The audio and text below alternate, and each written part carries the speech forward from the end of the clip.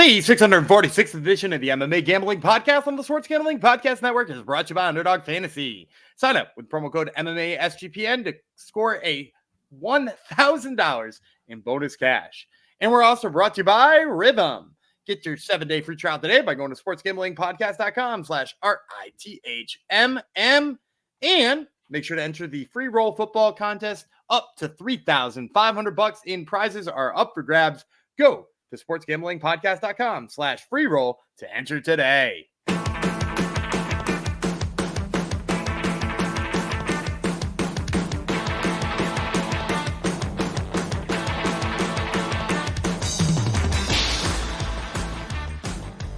Heidi ho, DeGenerinos. Welcome to episode 646 of the MMA Gambling Podcast, the Sports Gambling Podcast Network, dedicated to Jack, who just turned 6 recently. I missed his birthday, I think. So this goes out to Jack and all the rest of the grade ones that listen to our show. So there's lots of them that are into gambling on MMA for sure. Thanks for coming to the show. I'm Jeff Chalks Fox, and we're bringing you Bellator by popular demand. Gumby demanded it. We're going to do it. It's actually, it's a good Bellator event because Gumby volunteered to do this card. So I can't even rebut that. I did. That's him. That's him right there. That's Gumby Vreeland. He called it Bellator Challengers, though. I'm sure he claims it was a slip up, but really, we're not even giving it a number anymore. Bellator's been numbered for 300 events. We're just gonna stop numbering them because they got bought. It's Bellator Champions Series, but there's only one title on the line. So I think the original, the original idea was it was going to be like all the belts were going to be, or not all the belts, but a bunch of belts. But no, that's kind of fell by the wayside. Another thing, who brought this up? Might have been Severe MMA. I think I think that's who it is. This is supposed to be the main event. Supposed to be it's billed as the Bellator MMA Lightweight Championship, but really it's also supposed to be the finals of their tournament, which means the winner should be getting $1 million. No, because Usman had to drop out of that tournament. Really? I'm pretty sure they pulled him from the tournament when he beat Brett Primus and popped. Oh, okay. That's right. He did pop. That's right. Yeah. Although I here's the inside track. So when I saw that he popped, I didn't want to talk about it on here without being informed. So I was like, oh, what did he pop for? So the California State Athletic Commission, notoriously hard to get information about with that kind of thing. They're high privacy, but he tested positive for something. And then the articles that I said saw that it was a medication prescribed by a doctor. Yeah. And I was like, oh, okay. But then I clicked on all of the articles and the sources for both of them are Usman Nurmagomedov and Ali Abdelaziz. So I don't think worse. Yeah, I don't think we have any good information about what happened. They would like you to think it was a prescribed medication. Yeah. And the California State Athletic Commission doesn't want you to know anything. So do with that what you will. You're telling me they're just going to sweep the prestigious Bellator Lightweight Grand Prix just under the rug, and we're supposed to forget about it? Did Shabliy ever fight? I guess Primus wound up going to PFL instead. Oh, that's right. Yeah. He wasn't even in it either. That's true. Yeah. Okay. Because Primus was supposed to then probably move on, but he went to PFL. So I think the tournament just kind of got blown up when they purchased them. Yep. Shucks. They don't have to give out $1 million that they probably don't have. So shucks. They didn't have any money. PFL is giving out $1 million to everyone. So I'm sure they wouldn't even notice. But yeah.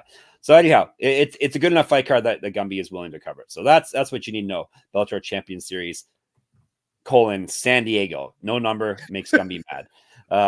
Before we jump into it, though, I got to tell you that the bosses, good old Sean and Ryan on the Sports Gambling Podcast proper, they're back and they're picking every NFL game against the spread like they've done since 2011. So check out the Sports Gambling Podcast for that. YouTube, podcast streamers, catchers, wherever you want. Plus, make sure to enter the free roll football contest up to $3,500 in cash up for grabs. Sign up at sportsgamblingpodcast.com/free roll. That's sportsgamblingpodcast.com/free roll. Not a biscuit, a roll. And let's go to San Diego, shall we? This one's going down on the 7th, which would be this coming Saturday. Saturday's going to be a busy day. Classic Bellator. We got Octagon. We got UFC. Hey, let's run Bellator. Cage Warriors. Oh, no. Cage Warriors is Friday. Never mind. Yeah, that's right. Yeah, Friday's busy too. So, but anyhow, Bellator is 8 p.m. So right smack dab when the UFC is going on. They are starting their event.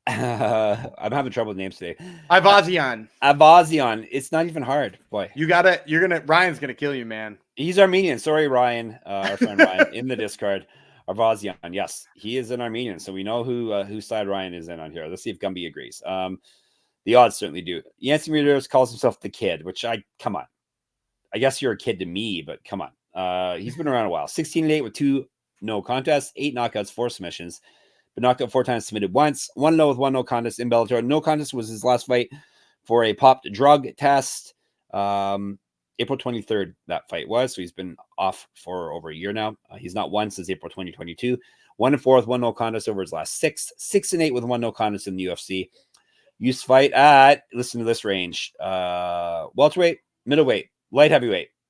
Has missed weight before at lightweight. That was quite a while ago, though. 2-0 in Strikeforce. 2007 Pro May debut.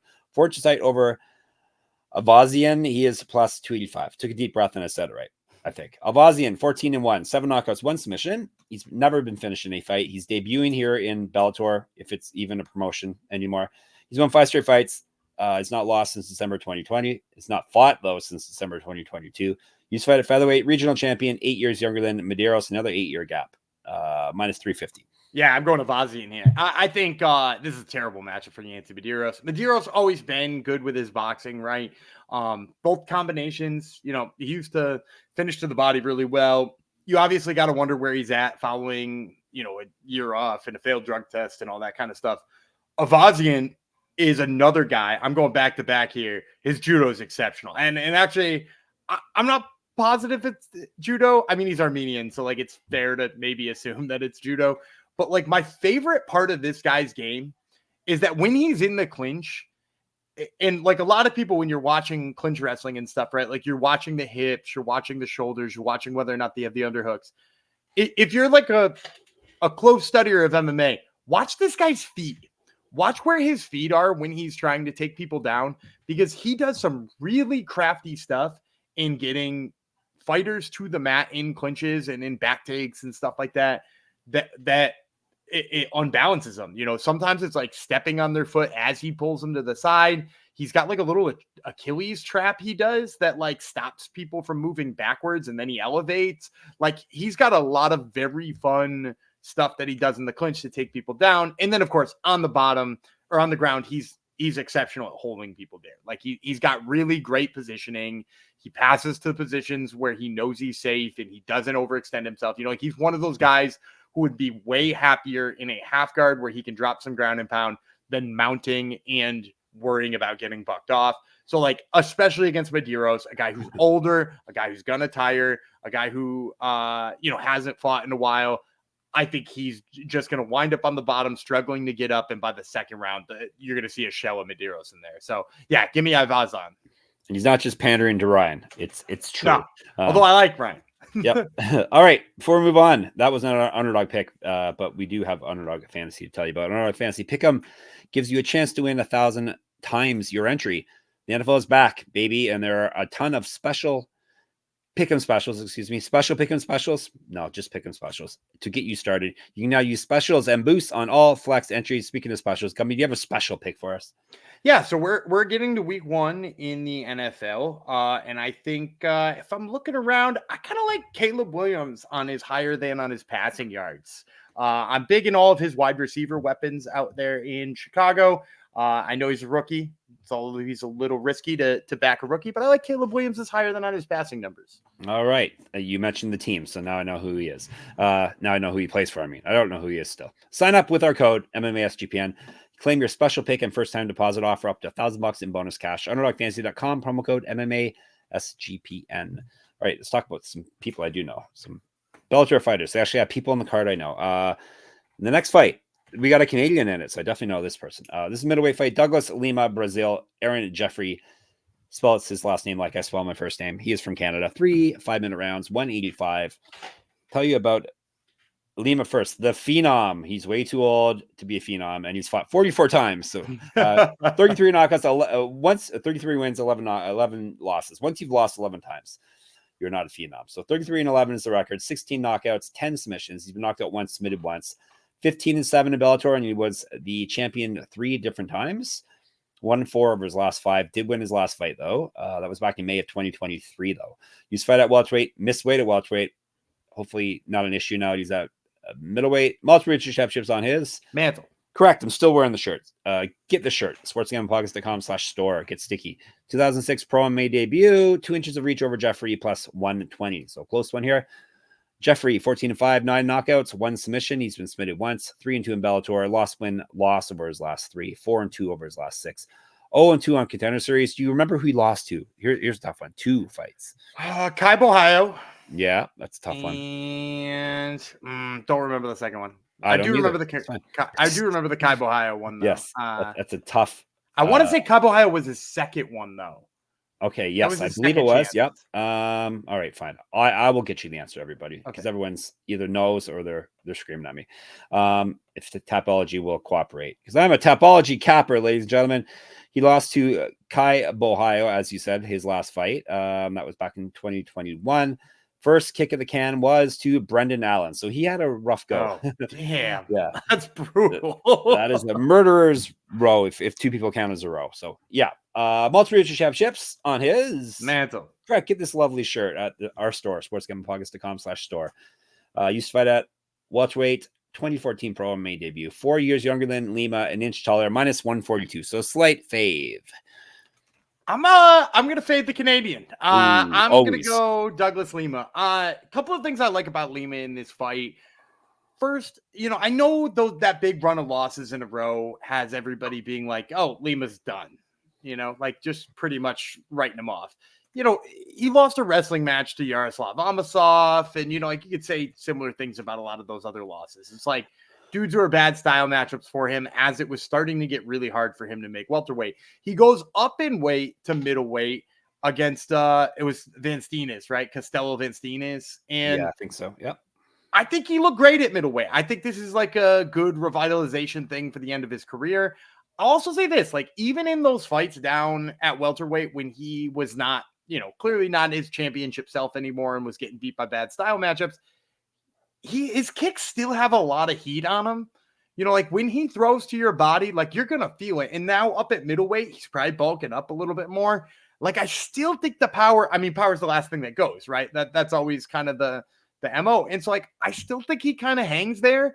And then with Jeffery too, like that last fight with Fabian Edwards was a little bit alarming to me because like Fabian Edwards wound up on that dude's back. And like, not that Fabian Edwards is a bad grappler, but it's certainly not the first thing I think of when I think of his name. And Douglas Lima has some sneaky good grappling. I think people forget that while, he was in there knocking MVP's head off when you remember he kicked the leg out and threw the uppercut, one of my favorite knockouts of all time.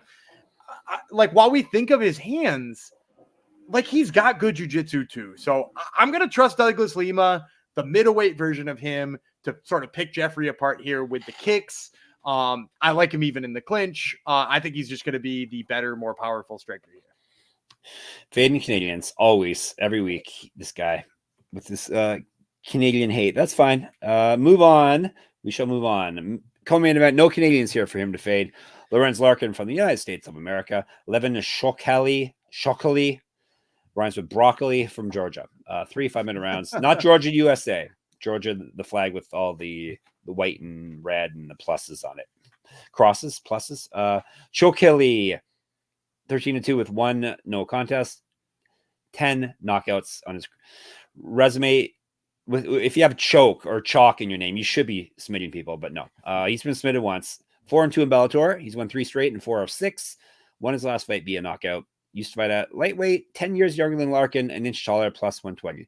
The Monsoon, Lorenz Larkin, 26-8 with 2 no contests, 14 knockouts. He's been knocked out twice. 7-3 with 1 no contest in Bellator. Win over his last 3, including winning via TKO in his last fight.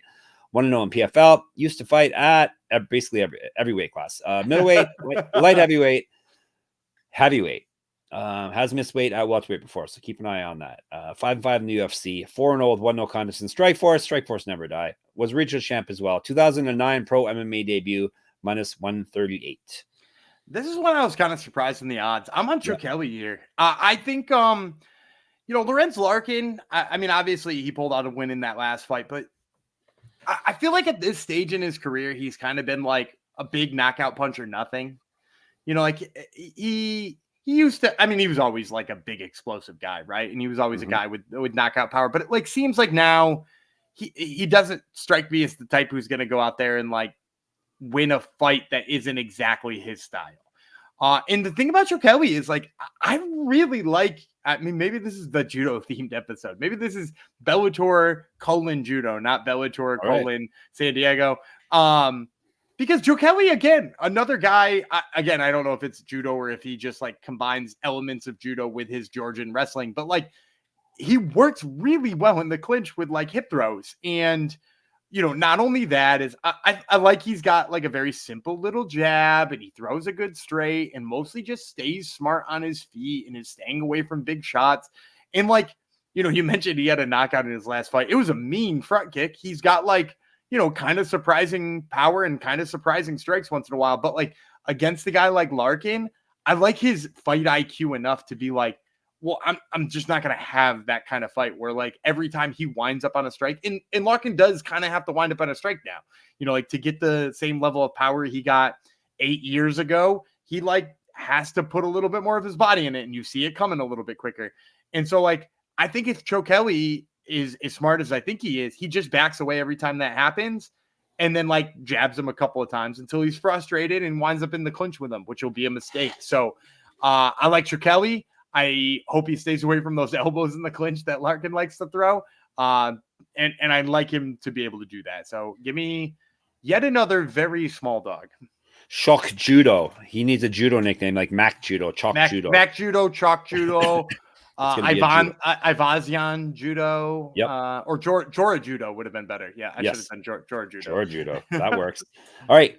Rhythm works as well. Have you ever wanted to create your own sports betting model for football? Do you even know what a sports betting model is? SGPN's proud partner, Rhythm, is the #1 AI-powered sports betting platform that helps provide bettors of all levels the ability to build custom predictive betting models in seconds and get predictions for betting on money lines, spreads, totals, and props. Build your own model, copy one of the top performing models from the leaderboard, or press build a model for me. It should say please. Rhythm gives you predictions for every game and player prop, and also has a myriad of stats, research, and trend analysis to give you even more betting insights. The Rhythm College Football predictions, or the app, had everybody on Colorado versus North Dakota State under 59.5, and that was the sweet cash for all of us. So check it all out for your college football picks, and they also have WNBA, lots of stuff. Check it out. Claim your 7-day free trial today by going to sportsgamblingpodcast.com/rhythm. That's sportsgamblingpodcast.com/RITHMM. And of course, we are still brought to you by Game Time, and Game Time is now an authorized ticket marketplace of Major League Baseball, which makes getting tickets even faster and easier. Prices on the Game Time app actually go down the closer it gets to the first pitch. With killer last-minute deals, all-in prices, views from your seat, and the lowest price guarantee, Game Time takes the guesswork out of buying MLB tickets, but it's not just MLB, UFC, other MMA, concerts, sports, the rest. They got it all. Check it out. Last-minute deals is what they specialize in. You can save up to 60%. Buying last minute. They got flash deals also. Seat views, all in pricing. They got it all. Take the guesswork out of buying tickets with Game Time. Download the Game Time app, create an account, and use code SGPN, aka SIGPEN, for $20 off your first purchase. Terms apply. Again, create an account and use our code SGPN for $20 off. Download the Game Time app today. Last minute tickets, lowest prices guaranteed. Butcher the very end of it. Great job. All right, main event time. We decided not for $1 million, but it is for a shoddy belt, for whatever that's worth. It is the Bellator MMA lightweight championship fight versus Usman Nurmagomedov versus and Alexander Shabliy, Russia versus Russia. Shabliy, we'll talk about first. The challenger, Persevet. Do you remember Persevet? Do you remember what that means? We've talked about this before. Isn't it like a laser weapon? Yeah, wow, you even knew it was a laser. Look at you. Yeah, it's like a laser weapon. It is a laser weapon, correct. He is 24-3, the challenger, 12 knockouts, 7 submissions. He's been submitted once, 5-0 in Bellator. He's won 9 straight. He's not lost since November 2016. 2010 pro MMA debut, plus 360. Nurmagomedov, they don't need nicknames. He's 17-0 with 1 no contest, 8 knockouts, 6 submissions, 6-0 with 1 no contest in Bellator, and the champion. He's defended the belt twice. No contest in his last bout, as we talked about off the top. We assume it says, at least on Wikipedia, that it was they ruled it wasn't an intentional thing, like it was medication type of thing, but who's to say? as Gumby said, the sources are the sketchy. Sources I've seen are maybe not great. At the very least. Used to fight at featherweight, 5 years younger, 2 inches taller, 2 inches reach over. Shabliy, and he's at minus 450. So we got a squash match, at least on paper, in the main event. Yeah, and I don't think skill-wise it's necessarily that one-sided, right? Because like Shabliy does look good on the feet, and he's fought enough people where you're like, oh, well, maybe his wrestling will hold up and he'll force a striking match here. And he's like, maybe he's the better striker in this fight, which again, you see a big old number next to him. And a guy coming off of a suspension for a banned substance of some sort, which you can decide what it was all about or whatever. But like my big problem with Shabliy is just that like when I think he has an advantage on the feet, I don't know if he knows it, and he just does not put enough on a guy. And against a guy like Usman Nurmagomedov, like you have to make him fear what you're doing with your hands, or else he's just going to do whatever he wants. Like there has to be something coming his way that deters his takedowns or has him on his back foot on his takedowns. And if you watch Shabliy's last fight, which was that really weird TKO he got when they thought he kicked somebody in the balls, but he didn't. And then they asked the guy if he could continue. He said no, and they watched a replay, and they're like, well, I guess you're TKO'd then, pal. So it was like the weirdest fight ever. But like in that fight, he just like stood in range. Oh, was that Musayev? And like in that fight, he just like stood at range, and they just kind of stared at each other for a second. And it was just like, I watched the beginning of that fight, and I was like, oh, Usman is going to love this.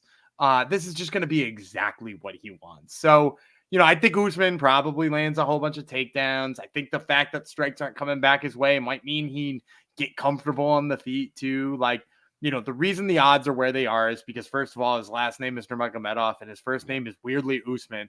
But like also, in addition, just like the killer Muhammad Usman. But like also, yeah, like he's got all of the skill set here to beat Shabliy. I don't think Shabliy brings enough of what he needs. And I'm going to go, big chalk pick, Usman Nurmagomedov. Big chalk. That's me. All right, let's recap and see if he's got some bonus picks for us. He's got Nurmagomedov. He's got Chokheli. He's got Lima as a dog and Chokheli as a dog. He has got Ayvazyan, and he has got Stiller as another dog. Nice. All super small dogs, yeah, though, right? Dog's a dog. Yeah. Dog is a dog, even if it's a tiny little thing the size of a cat. It's still a dog. All right. Let's do lightning round. Zap, bang, boom, pow. So I said this on the Octagon episode too. Spoiler alert, I did not look at any of the odds on this, so I'm gonna have to have my confidant here. But I'm gonna go with a couple of guys who I know are on the undercard, who are my go-to wrestling signings by Bellator. You remember back in the day, Bellator loved just signing an amateur wrestler with no MMA experience and being like, get ready to debut. We'll take Wyoming's Bryce Meredith. I'm going to be honest. They love the hell out of this guy. He's got to be in the, what is it, like negative 500? No, keep going. Minus higher 715. I see minus 715 and minus 1,000. So yeah. Okay, sorry. But yeah, no. I mean, he trains with Sean O'Malley. He came, he's a really good wrestler at Wyoming. I was really hoping he'd wind up in the UFC. Maybe this whole Bellator thing going up in smoke will mean he winds up. You have it going up in smoke, do you? Well, I mean, he can't keep fighting once a year, right? Like they got to get him some fights. So like maybe at some point in time they cut him loose, or maybe he winds up in a PFL season. I don't know. But anyway, Bryce Meredith's my first one. The other one I think is actually going to be an underdog. Jordan Newman, who he's the Human, I think is his nickname, the Human Newman. And he's like got some really good wrestling too. He's going to be fighting a Russian guy, which is why I think he could possibly come in here as an underdog. But I've really liked what I've seen out of him physically, and I think he's progressing at a very nice clip. So what are we getting on Jordan Newman, my man? I would just call him Newman. Newman is plus 210. Yeah, there it is. So like there it is. There's my mistake for giving you Bryce Meredith. I knew he was going to be a big favorite, and I was like going to be like, oh, you could still squeeze him in a parlay at negative 425, but no, negative 800 or some shit is probably not it. Anyway, those will be my two lightning round picks. He's given you plenty of dogs already. What, 3 out of 5 on the main, and then half of the lightning round. So you did quite fine. Let's get dog heavy on Bellator this week. Yeah, if you people are into dogs, hopefully they don't get infected by the Parlay Favorites League that now owns them. Come in the Discord and chat with us. There will be some sickos in there watching Bellator and chatting about it. And I checked, it is on the Fight Network in Canada, so I might even watch it. Who's to say? I'll dip in at least, or I'll record it and I'll probably end up getting spoiled and then I won't bother watching it. To be fair. That's usually what happens, but hey, we'll see. So get in the Discord, sportsgamblingpockets.com/Discord. Where else can you hit us up? Of course, YouTube. Thank you, everyone who has subscribed. We're at 911 subscribers, and it ain't no joke. Thank you for subscribing. If you haven't already, smash that subscribe button and then buy a new device because it'll have a smashed screen. That's, of course, the MMA Gambling Podcast on YouTube. Check us out on Twitter if you dare, SGPN MMA. He's Gumby Vreeland. I'm Jeff Fox Writer. I'm Jeff Fox Writer on Instagram as well. I have Jeff Fox on my Substack, moneymma.substack.com. At the very least, get a free subscription and enter my weekly UFC pick'em contest at moneymma.substack.com. Listen to Gumby's Top Turtle podcast. It should be dropping, usually Wednesdays, right? Tends to drop. It's going to drop sometime. At the time of recording this, I don't know. I have the boss. I have he guests. Drops it whenever he wants co-hosts. It drops sometime, and people listen to it. So yeah. And Isaac Dolgarian, who's a negative 2,500 favorite this week, will be on the show. Fantastic. So listen to that. We'll see if Gumby can smush him. How can you jinx a minus 2,500 guy? We'll see if he even makes it to the cage.